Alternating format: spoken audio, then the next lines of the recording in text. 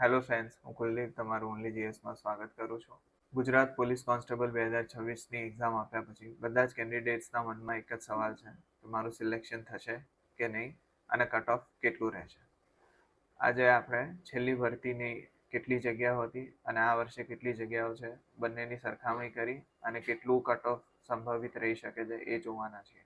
જો તમારા માર્ક્સ હું આ વિડીયોના એન્ડમાં જણાવું છું એટલા થઈ રહ્યા છે તો તમારી કોન્સ્ટેબલની જોબ પાકી છે. તો સૌથી પહેલા આપણે જોઈએ કે કોન્સ્ટેબલ અને લોકરક્ષકની ભરતીમાં કઈ કઈ પોસ્ટ છે. બિન હથિયારી પોલીસ કોન્સ્ટેબલ, હથિયારી કોન્સ્ટેબલ, જેલ સિપાઈ અને હથિયારી પોલીસ કોન્સ્ટેબલ આની અંદર ઇન્ક્લુડ થાય છે.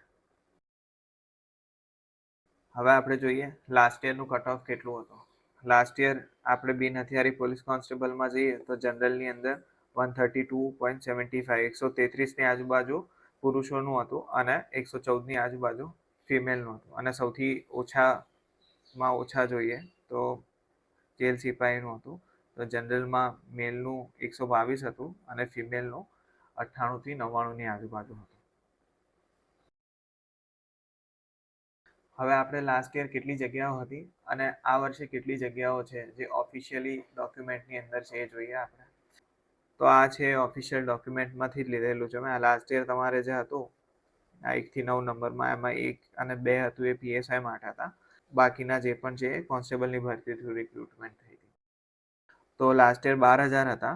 એવી જ રીતે આ વર્ષે 12,733 છે. તો આ વર્ષે આપણે પોસ્ટની સંખ્યા વધી છે. તો આના લીધે તમારા મેરિટમાં એક મોટો ઇમ્પેક્ટ આવશે કેમ કે 733 જેટલી જગ્યા વધી છે. પણ સાથે તમારા પેપરની ડિફિકલ્ટી કેટલી હતી એના ઉપર પણ આ કટ ઓફ આધાર રાખે છે. તો લાસ્ટ યરની કમ્પેરિઝનમાં આ વર્ષે પોસ્ટ પણ વધારે છે અને કમ્પેરેટિવલી પેપર સહેલું હતું એટલા માટે આ વખતે કટ ઓફ વધારે જશે લાસ્ટ યર કરતાં. હવે આપણે જગ્યાઓ જોઈ અને ડિફિકલ્ટી લેવલ આપણને ખબર છે કેમ કે તમે બધા એક્ઝામ આપી. તો જોઈએ હવે કે કટ ઓફ કેટલું રહેશે નેક્સ્ટ યર. તો 2025-26ની જે આ વર્ષની એક્ઝામ હતી એનું બિન હથિયારી પોલીસ કોન્સ્ટેબલમાં એનું કટ ઓફ જોઈએ તો જનરલમાં 137 ±3 એ પુરુષો માટે છે. ફિમેલ માટે 117 ±3 રહેશે. ઈડબ્લ્યુએસમાં પુરુષો માટે 129 ±3 અને 105 ±3 એ મહિલાઓ માટે. શેડ્યુલ કાસ્ટમાં 127 ±3 અને મહિલાઓમાં 107 ±3 રહેશે. એસસીબીસીમાં 133 ±3 રહેશે મેલમાં અને 112 ±3 મહિલાઓ માટે રહેશે. શેડ્યુલ ટ્રાઇબ્સમાં 106 ±3 પુરુષો માટે અને 86 ±3 મહિલાઓ માટે રહેશે. આ એક હાઈએસ્ટ એન્ડ છે. આની ઉપર જેને થતા હોય એને બિન હથિયારી પોલીસ કોન્સ્ટેબલનો મળી શકે છે. ±3 ના રેન્જની અંદર આ જે માર્ક્સ મેં કયા છે એ રહેશે કેમ કે એટલું ફ્લક્ચ્યુએટ થઈ શકે. હવે લોએસ્ટ એન્ડમાં જોઈએ કે એના ઉપર કોઈને પણ હશે એ મોટા ભાગે એ લિસ્ટમાં એમનું નામ હશે. એ જોઈએ તો એ જેલ સિપાહીનું પુરુષ અને મહિલાનું જે કટ ઓફ હોય છે એ સૌથી ઓછું હોય છે. એનાથી ઓછું 1 થી 1.5 માર્ક્સ જેટલું હોય છે એ એસઆરપીએફનું હોય છે. તો જનરલમાં જોઈએ તો 125 ±3 એ પુરુષો માટે છે. મહિલાઓ માટે 101 ±3 છે. ઈડબ્લ્યુએસમાં 123 ±3 છે અને 84 ±3 એ મહિલાઓ માટે છે. મહિલાઓ માટે આટલું ઓછું એટલા માટે છે કેમ કે લાસ્ટ યર પણ આ જ ટ્રેન્ડ હતો એટલા માટે ઈડબ્લ્યુએસમાં મહિલાઓનું કટ ઓફ ઓછું દેખાય છે આ વખતે પણ.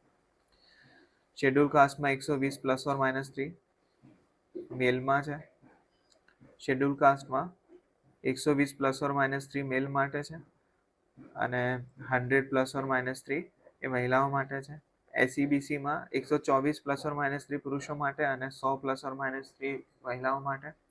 શેડ્યુલ ટ્રાઇબ્સમાં 85 ±3 એ પુરુષો માટે અને ફિમેલ માટે 83 ±3 આટલું રહેશે.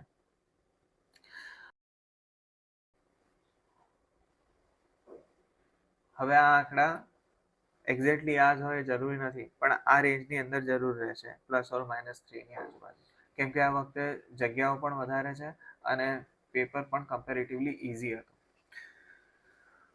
SRPF ની વાત કરીએ તો આમાં ખાલી પુરુષોનું જ રિક્રુટમેન્ટ થાય છે, તો આના કરતાં 0.5 થી 1.5 જેટલી રેન્જમાં ઓછું હશે આનું કટ ઓફ, અને આ બંનેની વચ્ચે હશે.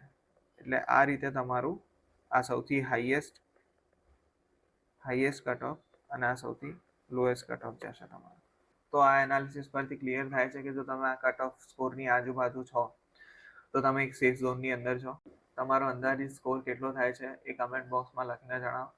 અને આગળ પણ તમે જો પોલીસ કોન્સ્ટેબલ, PSI કે PI ની એક્ઝામની તૈયારી કરતા હોય તો ઓનલી GS સાથે હાજર છો. Thank you.